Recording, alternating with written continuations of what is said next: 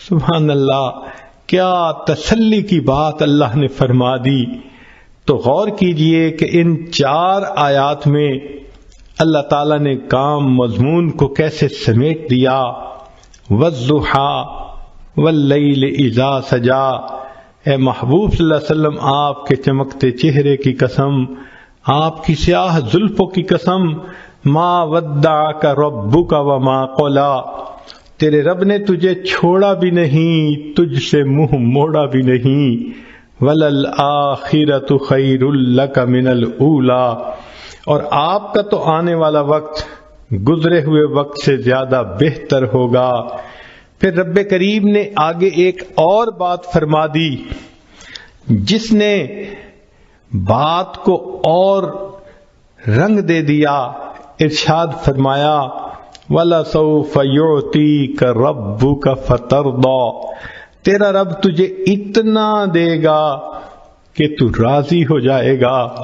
محب اپنے محبوب کو اسی طرح تسلی دیتا ہے، میں تجھے اتنا پیار دوں گا، میں اتنا تیرا خیال رکھوں گا، میں اتنا تیرا تعاون کروں گا، تیرا ساتھ دوں گا، پشت پناہی کروں گا۔ وَلَلْآخِرَةُ خَيْرٌ لَكَ مِنَ الْأُولَىٰ، ایک تو آنے والا وقت گزرے وقت سے بہتر ہوگا، اور دوسرا وَلَسَوْفَ يُعْطِيكَ رَبُّكَ فَتَرْضَىٰ، تیرا رب تجھے اتنا دے گا کہ آپ راضی ہو جائیں گے۔ اس آیت مبارکہ سے اللہ کے حبیب صلی اللہ علیہ وسلم کی عجیب شان ظاہر ہوتی ہے۔ ساری دنیا کو دیکھ لیجئے، اللہ کی رضا حاصل کرنے میں سرگرم ہے۔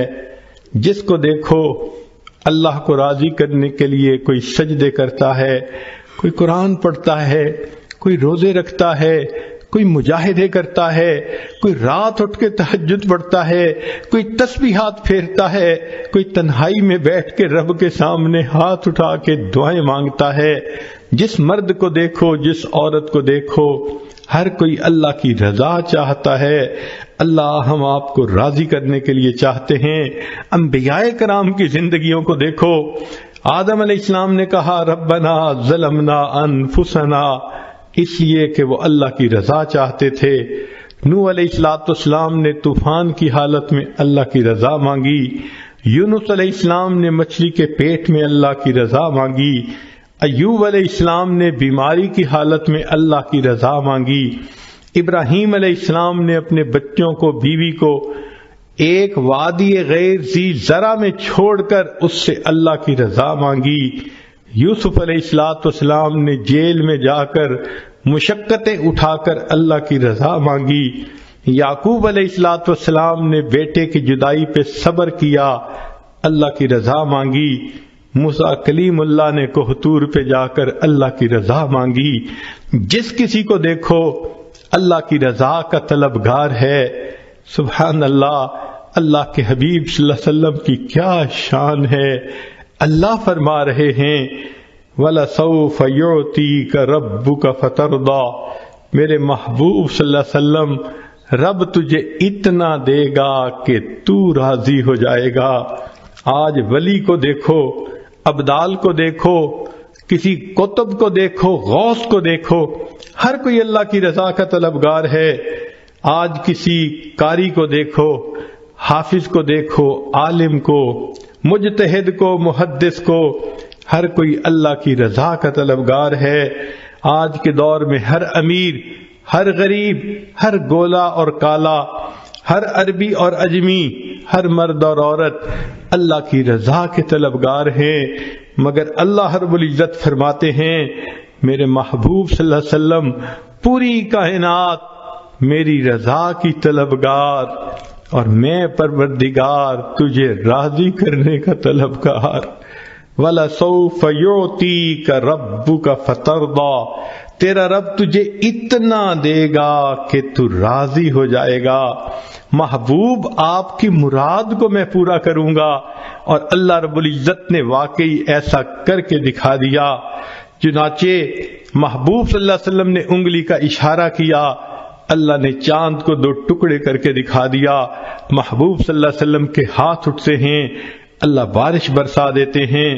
محبوب صلی اللہ علیہ وسلم کی زبان سے ابو ہریرہ عنہ کی والدہ کی ہدایت کی دعا نکلتی ہے۔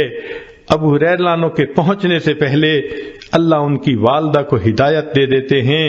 محبوب صلی اللہ علیہ وسلم کعبہ کی چوکھٹ پکڑ کے دعا مانگتے ہیں، اللہ عمر عنہ کو ایمان کی سعادت دے دیتے ہیں۔ محبوب صلی اللہ علیہ وسلم کی انگلیوں سے اللہ تعالیٰ پانی کے چشمے جاری فرما دیتے ہیں۔ گویا بتلانا یہ محبوب مقصود تھا، اے میرے محبوب دیکھو ساری کائنات میری رضا چاہتی ہے اور میں آپ کو اپنا محبوب بنا چکا، لہذا میں آپ کو اتنا دوں گا، وَلَسَوْفَ يُعْتِيكَ رَبُّكَ فَتَرْضَىٰ، کہ آپ راضی ہو جائیں گے۔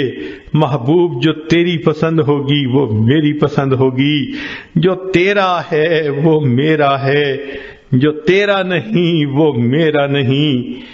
اس لیے ہمارے اکابر یہ کوشش کرتے تھے مدینہ طیبہ میں جا کر دفن ہونا نصیب ہو جائے تاکہ محبوب کا قرب نصیب ہو۔